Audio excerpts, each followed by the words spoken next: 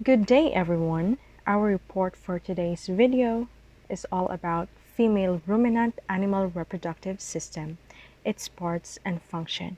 First is we have the different types of ruminant animals.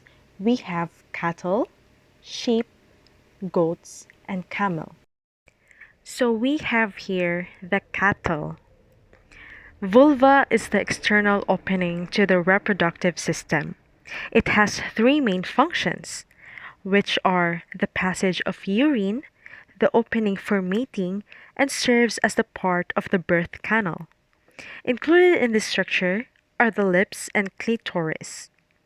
The vulval lips are located at the sides of the opening and appear wrinkled and dry when the cow is not in estrus. As the animal approaches estrus, the vulva will usually begin to swell and develop a moist red appearance. Next is we have vagina. About 6 inches in length, extends from the urethral opening to the cervix. During natural mating, semen is deposited in the interior part of the vagina. The vagina will also serve as the part of the birth canal at the time of calving. The cervix is a thick-walled organ forming a connection between the vagina and uterus. It is composed of dense connective tissue and muscle and will be the primary landmark when inseminating cattle to protect the uterus from the external environment. Uterine body. The site where semen should be deposited during artificial insemination. Uterine horns consist of three layers of muscle and a heavy network of blood vessels. Oviducts, as their name implies, they carry ova, which is the cow's eggs. The oviducts are also commonly referred to as the fallopian tubes. The oviduct has several distinct regions when examined microscopically. They carry ova, which is the cow's egg. So basically, the function of oviduct is to carry ova, which is the cow's eggs. The upper portion of the oviduct closest to the ovary is called the ampulla. It allows easier passage of ova. So now, we will be moving on to the ovaries. Ovaries are the primary organs in a cow's reproductive tract. It functions as to produce eggs, produce hormones, estrogen and progesterone, throughout the stages of the estrous cycle. Now let us proceed to the reproductive system of the sheep. First is the ovary. The ovaries contain the ova or the eggs. Its function is to secrete female reproductive hormones, also known as progesterone and estrogen. Second is the oviduct. The oviduct opens like a funnel near the ovary. The infundibulum receives ova, released from the ovary, and transports them to the site of fertilization in the oviduct. Functions. The oviduct is involved in sperm transport to the site of fertilization, provides a proper environment for ova and sperm fertilization, and transport the subsequent embryo to the uterus. Third is the uterus. The uterus consists of two separate horns. In animals with multiple births, each horn can contain one or more fetuses. The function of the uterus is to provide a proper environment for embryo development, supports development of the fetus, like supplying nutrients, removing waste, and protecting the fetus, and transports the fetus out of the maternal body during birth. Fourth is the cervix. The cervix is the gateway to the uterus and is a muscular canal consisting of several folds of tissue referred to as rings.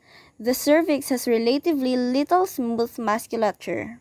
Functions. It participates in sperm transport and during pregnancy blocks bacterial invasion. The mucus produced during pregnancy, also during luteal phase, forms a plug that makes the opening through the cervix impermeable for microorganisms and spermatozoa. Fifth is the vagina. This is the exterior portion of the female reproductive tract. Functions. The site of semen depositioning during natural mating. Sixth and lastly is the vulva. It is the barrier for preventing external contamination of the female reproductive tract. Let us now go over to the camel reproductive system. The ovary. The ovaries are located about 36 centimeters from the opening of the vulva. During pregnancy, they become more ventral and are pulled forward during the advancing stages, thus making them very difficult to palpate.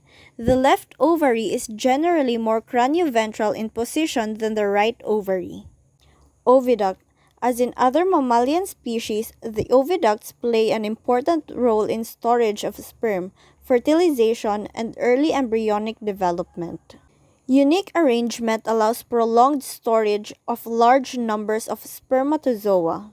The uterus in all Camelidae is bicornuate, with the left horn being distinctly longer than the right. In Nulliparous females, the uterus is very small and can be found entirely within the pelvic cavity. Functions. Once the egg has left the ovary, it can be fertilized and implant itself in the lining of the uterus. The cervix of the dromedary has between 3 and 6 annular mucosal folds, but its consistency does not differ significantly from that of the uterus. In the presence of a mature follicle, the cervix is contracted on the dermatose and appears open on vaginal examination. During the luteal phase, it becomes dry and the cervical os is usually covered by a flap of the last two cervical rings. The vagina is some 25 to 30 centimeters in length and is lined with many longitudinal folds. The anterior vagina and the vestibulum are separated by a strong band of tissue, also known as vestibulum sphincter muscle and the hymen.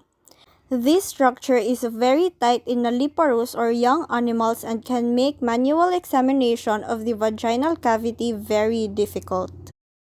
The vulva opens directly below the anus and measures 6 to 7 centimeters in length. During the follicular phase, oedema of the vulva can be present, but it is very discreet. During the last week prepartum, it becomes more relaxed and oedematous. The clitoris is very small and there is no distinct clitoral fossa. The urethra is also short and the opening of the urinary meatus is small. Lastly is the goat. The female reproductive tract is made up of the ovaries, oviduct or the fallopian tube, uterus, cervix, vagina, and vulva. The ovary produces the egg and the female hormones, estrogen and progesterone. At ovulation, the egg is released from the follicle, also known as the fluid-filled blister, on the ovary onto the fallopian tube or the oviduct. Once the egg is released from the follicle, it then moves down to the fallopian tube where it joins the sperm at the site of fertilization located in the ampulla region of the oviduct. During pregnancy, the uterus, which is made up of two uterine horns and a body, is the site where fetal development occurs. At kidding, the uterine muscles contracts and pushes the kids out of the uterine tract. The cervix is the opening to the uterus, which is sealed by a substance called the mucus plug. This plug fills and seals the cervical canal during pregnancy, which prevents harmful pathogens from entering the uterine body, which could be harmful to the growing fetuses. The organ mating and the site of semen deposition is the vagina, while the external or the outside part of the reproductive tract is called the vulva. Remember, the female reproductive system in ruminant animals such as cows, sheep, and goats includes the ovaries, oviduct, uterus, and vagina. Ovulation is a process of eggs from the ovaries is a key event. After mating, fertilization typically occurs in the oviduct, and the fertilized egg then travels to the uterus for implantation. Ruminants have a unique reproductive feature called polyestrous cycling, where they can come into heat multiple times during the breeding season. Understanding these processes is crucial for successful breeding and reproduction in herds. So this ends our presentation and thank you so much for listening.